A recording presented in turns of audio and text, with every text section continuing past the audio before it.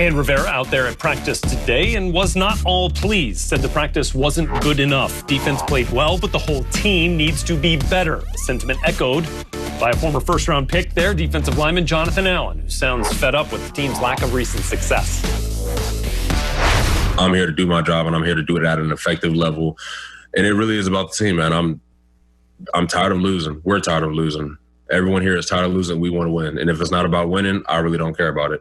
So I'm just going out there every single day trying to do what I can to help this organization win, like I know we can. That's literally all I care about.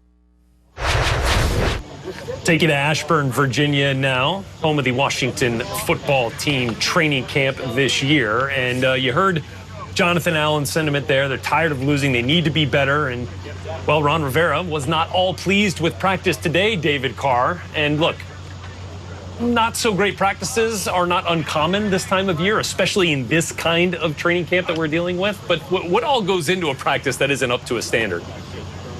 I mean, you're absolutely right. I think that when you talk about bad practices, though, from a head coach standpoint, it was never because the defense got shredded.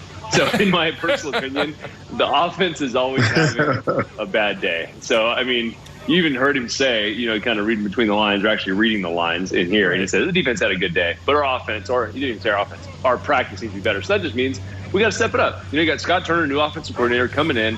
Dwayne Haskins trying to learn the system. You got a young quarterback, didn't play a lot. He's trying to figure it out. So, I mean, if you got some veteran guys on defense, you can give him a hard time to make it very difficult. So, is Alex getting some reps? How did he look? I mean, a lot goes into the practice wasn't very good, but they got a lot to work on. I mean, this is a team that has a quarterback that even last year was kind of thrust into a role where I thought it was, a lot was asked of him. It was a difficult offense to learn, much different than he learned when he was in college. And he didn't play a lot even when he was in college. So he's got a lot of physical tools and a lot of ability. And by all accounts, he's trying to learn the system. But it is, like you said, it's almost like we're in the OTA session right now. We're trying to ramp this thing up. Now you're slowly running out of time, or quickly running out of time.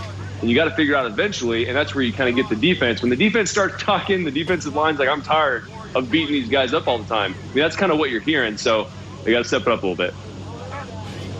That's a good day for the defense then, David. That's not a bad day. Yeah, you're right. Wants the offense to go out, throw the ball down the field, score a lot of touchdowns and all those different things, and that's great.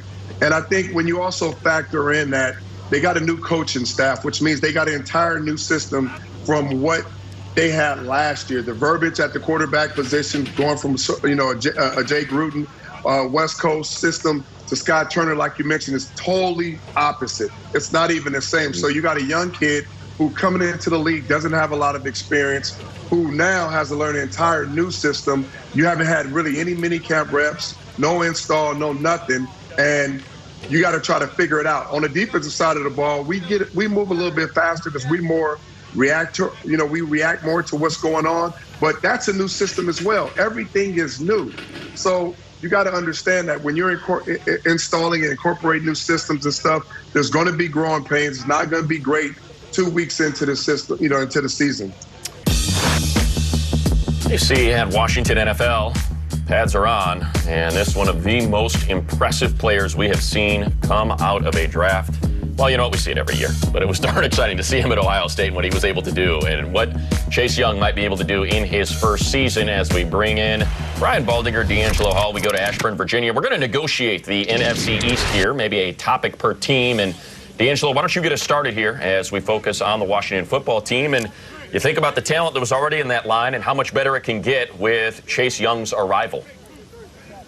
Oh, my goodness. We just talked about the 49ers and their defensive front, and then you come to Washington and you see what they're trying to cook up. With Montez Sweat, first-round pick last year, Deron Payne 2 years ago, Jonathan Allen 3 years ago, Chase Young, a top 3 pick this year, number 2 overall. And so they're going to be able to rotate that defensive line. Ryan Kerrigan still there, soon to be all-time leader sacks for that Washington football organization. So they're going to be able to put a really, really good defensive front together, and that's going to be the strength.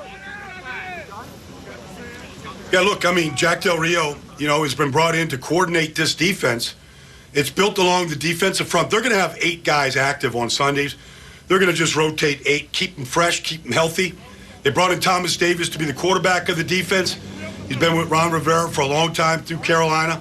And so I think this defense has a real chance, D'Angelo. I mean, you talked about if you could still run the way you used to, you could cover. Well, the guys that are covering right now in the secondary, bringing Fuller in from Kansas City, and the guys that are there, I think they have a chance to be really successful on this side of the ball. And it starts really with the talent of 99 right there, Chase Young. I mean, I think it's just such an appropriate name, first name being Chase, because that's what he does. He chases quarterbacks, running backs, and receivers down.